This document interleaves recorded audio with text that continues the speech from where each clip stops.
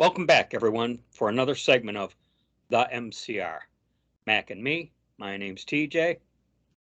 In this segment, there's been some interesting back and forth between the House of Representatives and Alvin Bragg's office. He's the district attorney in Manhattan, New York City. Okay, and when we say the House, we might as well say the Republicans, because the Democrats are in no way involved in this for obvious reasons. And the exchange has been anything but amicable. To include one, what sounds to be a hang-up call, the person saying to the House staffer, "Stop calling us with this bullshit." So the lines are drawn, you know? Well, it seems to me a subpoena is in order, and they need to drag this bastard out in front of Congress and grill him. Not that it'll necessarily do any good, but it will put in some people's minds what's going on here, really, at the end of the day. Yeah. New York Post, in an article, or it might have been a commentary, actually, "I don't think I've ever seen any government entity respond to Congress in that manner. It's quite embarrassing, but I don't think anyone is surprised based on how partisan that office has become," that office being the district attorney's office. Going back to the BS statement, to take it in full context, I guess, the New York Post reports staffer called back to the attorney's office. When the staffer called back a second time and identified himself, a second woman bluntly told him, "Your committee has no jurisdiction over us. You're wrong. Stop calling us with this bovine excrement." Yeah. So there it is. The lines are drawn, man. The lines are drawn. As I said, subpoena his ass, and they'll find out what jurisdiction there is.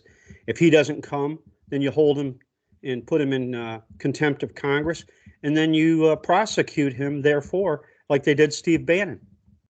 Yeah, and will he be able, might he get disbarred if he were to be convicted of a crime?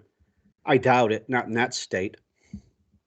What I read here is Alvin Bragg's office responded in a letter saying, "We will not be intimidated by attempts to undermine the justice process." Yeah, exactly. "Nor will we let baseless accusations deter us from fairly applying the law." He also continued, "In every prosecution, we follow the law without fear or favor to uncover the truth." I can't even say this with a straight face. That's my I mean, can they is what I'd like to know. Our skilled and honest and dedicated lawyers remain hard at work.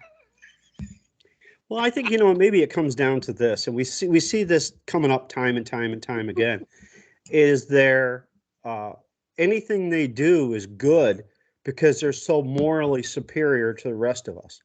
So if they have to go outside the Constitution and outside the law to persecute someone, whereas they should be prosecuting people based on evidence, they're doing the opposite because they're so morally just. Jim Jordan, and I don't know if he did this individually or if this was done by committee, but a letter was sent. And the letter read, "Dear Mr. Bragg, you are about to engage in an unprecedented abuse of prosecutorial authority. The indictment of a former president of the United States and current declared candidate for that office. This indictment comes after years of your office searching for any basis," and then they repeat, "any basis on which to bring charges, ultimately settling on a novel legal theory untested anywhere in the country and one that federal authorities declined to pursue.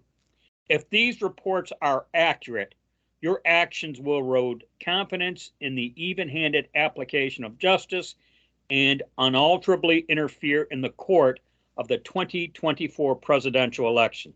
Something's telling me they don't give a rip. You know what? They don't give a rodent's derriere about that. No, because they're operating at the instruction, I do believe, of George Soros, who has stated he wants to destroy the country. And this guy works for a guy who wants to destroy the country, and he's doing his bidding. So he doesn't give a damn. As long as he gets, they need to, somebody needs to investigate him perhaps and see what crimes we can find in his background. Well, they're not going to put up with that bovine excrement. I guess the letter ended with something to the effect of they have until March 31st to comply, not knowing when exactly this segment's going to air. That would be the end of this work week. Okay. So I guess we'll see what happens between the Republicans in the House of Representatives and Alvin Bragg and his crew, Yeah, this will air, as you said, sometime this week. So 31st at the latest. Yeah, yes. So there it is. The lines are drawn, and it sounds like both sides are digging in. Now, I'm compelled to say in regards to the Republican position, so what? What's going to happen? That's true. I mean, he's pretty much doing this to them. What are they going to do about it? Right. And you know what? Has that not been the way it always was? Pretty much. They do like I said, they do as they please because they feel like they're morally superior, and the ends justify the means for them. Damn the Constitution, damn fairness, damn all of it. They talk about equality nonstop, but where's the equality here? They took this because a misdemeanor expired on this case. How often does someone get charged with a felony on the same charge after the misdemeanor expires? I think that's practically non-existent. I could be wrong, of course, but I think it's practically non-existent. It's being reported that one of the reasons why an indictment wasn't handed down this past week is they're having difficulty with the grand jury saying, yeah, there's adequate evidence to indict. And I keep hearing I keep hearing from different commentators, when it comes to a grand jury indictment, you can indict a ham sandwich. Well, right. If you can indict a ham sandwich and they can't bring an indictment against Donald Trump, that tells you how weak their case is. They want the perp walk. They want the mug shot. They want to smear him. Same thing with the income tax thing. Whatever became of that? Nothing. Whatever became of the Russian hoax? Nothing. They're just going to continue this until he's reelected president. And they're doing it. They're going a long way to help reelect him, by the way. So that's all I got for this one. And any final thoughts before we close?